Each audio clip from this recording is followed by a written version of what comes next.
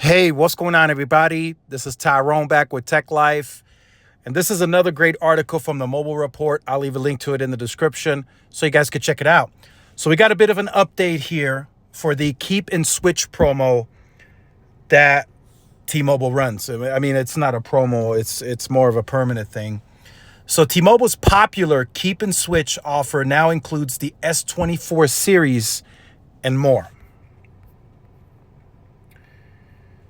So let's read this off briefly so you guys have an understanding if you're not familiar with the Keep and Switch. So finance/free devices on carriers are a double-edged sword. On one hand, they're an easy way to get a new smartphone for cheap/free. On the other hand, carriers also use them to keep you locked to their service for the long haul, especially at AT&T and Verizon. They're doing 36 months. T-Mobile still allows 24 months. These phones are tied to the carriers, and if you want to move away from it, you either need to pay off the phone in full or stick with the carrier for a specific period of time. Nowadays, that's not such a struggle anymore because the networks are now better than they've ever been. In the past, if you switched to Sprint, right, you were locked in there. That was kind of a tough situation because Sprint really, their network really wasn't up to standard. It just wasn't. Even in the areas where they had native coverage, it struggled. It was bad, right? That's where I give T-Mobile credit. In the urban cores, the top 100 markets where they did build out a network, they had a substantial footprint. Even though the coverage might have lagged behind, they still had a solid footprint, even within the areas where they were building in. And that now has gotten better since the merger, but still. So that was a lot tougher back then. Now it's not such a big deal anymore, but you still may want to get away from the carrier because of pricing or because of issues, right? So that might be another push for you to move away from the carrier. So it works, which is why carriers looking to grab these people need to get a little creative with their tactics. T-Mobile has offered a program called Keep and Switch since 2020, where it will essentially buy you out of your phone to get you to switch carriers. Periodically, the company updates the list of phones eligible for Keep and Switch, and that time has come once again. So again, for the carriers to now get you to switch from another provider, they have to get creative, like it states in this article. So they got to figure out, okay, how do I get people to switch? And that was the issue back then too. That's when T-Mobile implemented the $650 payoff per line because carriers had you locked in on a contract and you had to pay ETFs, and T-Mobile was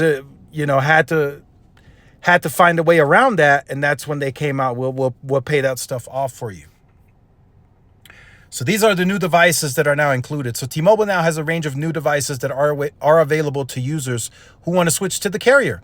The new devices are as follows: the Samsung Galaxy S24 series, that's the 24, 24 Plus, 24 Ultra, the Motorola Edge 2021, Edge 2022, Motorola Edge Plus 2022, Motorola Razr 2023, and a Motorola Razr Plus 2023. These new devices join many of existing devices that were part of the program before. The full list can be found by going to this page and click here for a complete list on step 1. And then it goes on to show you the devices that are being removed. And then here's a reminder. I just want to remind you guys here. As a reminder, Keep and Switch gives you the option to switch to T-Mobile and keep your current phone while also reimbursing them up to $800 for their device payment plan via a prepaid MasterCard. It can't be combined with other rebates, and it can be redeemed up to 4 times per account. Make sure to hop on it now if you have any of the above devices and you happen to want to go to Magenta. So you got to have the device on another carrier. You bring it over, T-Mobile gives you the money to pay off the remainder balance, and then it's sort of like a BYOD. You bring it to T-Mobile, pop in the SIM, you're now on the T-Mobile network. If it meets your needs, whatever the case may be, you might have an issue with the previous carrier.